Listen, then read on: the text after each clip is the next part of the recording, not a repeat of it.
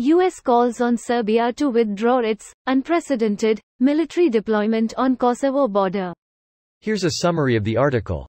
Washington. Serbia is in the midst of carrying out an unprecedented military deployment along its border with Kosovo, the White House said Friday as it called on Belgrade to withdraw its forces. National Security Council spokesperson John Kirby said the U.S. was monitoring what he called a large Serbian military deployment along the border with Kosovo that has been taking place over the past week. We are calling on Serbia to withdraw those forces from the border and to contribute to lowering the temperature.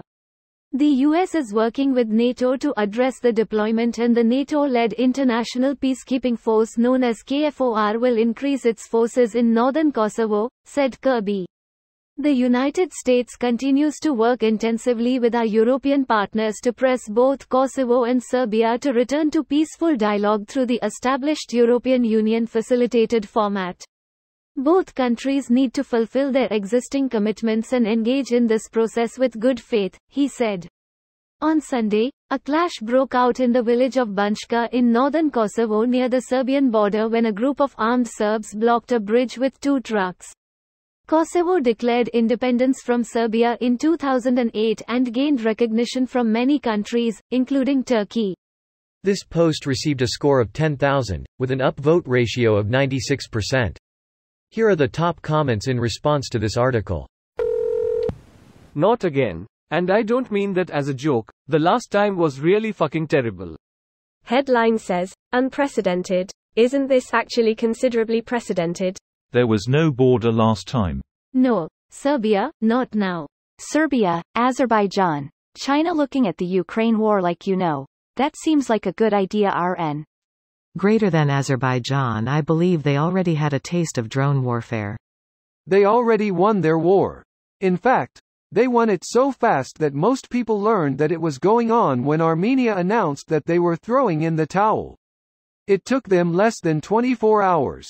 Also, Azerbaijan is lightly supported by the West while Armenia is part of the Russian equivalent of NATO. NATO has been warming up to Armenia and Russia just hung them out to dry. Turkey will never allow Armenia to join NATO because, the whole denial that they committed mass genocide against Armenians and seem eager to help Azerbaijan do it again. But Armenia makes sense as a non-NATO US ally, reasonably stable democracy in the Middle East with many more shared Western values than most nations in the, while being somewhat close to Russia and Iran. Seems like the perfect place to trade the rights for a few major military bases and hospitals in exchange for a security guarantee. Let's not have a little flare-up in the Balkans again, shall we? The good old powder keg of Europe. Between them and Poland, dude, I swear. It's always them. You get blitzkrieged one time and everyone wants to talk shit. It's Poland's punishment for disbanding the winged hussars. You know how long it takes to gather all those damn feathers? You can buy bulk and cheap from Alibaba now. Serbia is feeling bold because the West has been leaning on them for Soviet munitions for Ukraine since they're one of the only places that still makes them. It's gotten them better relations with Europe as a whole. I think they've drastically overestimated their hand if they think they can pull this off with no consequences though.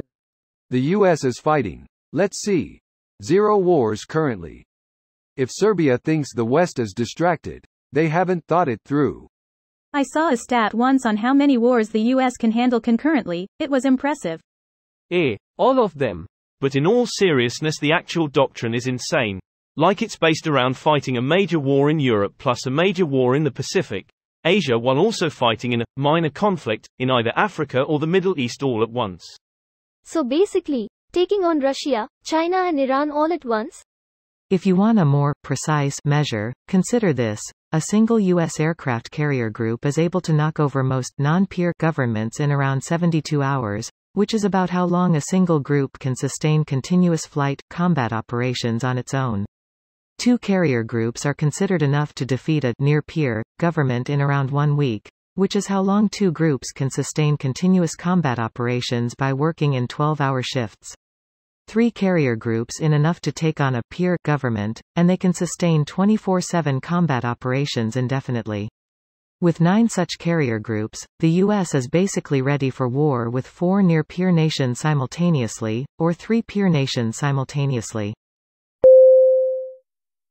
This video was automatically created by Reddit to speech.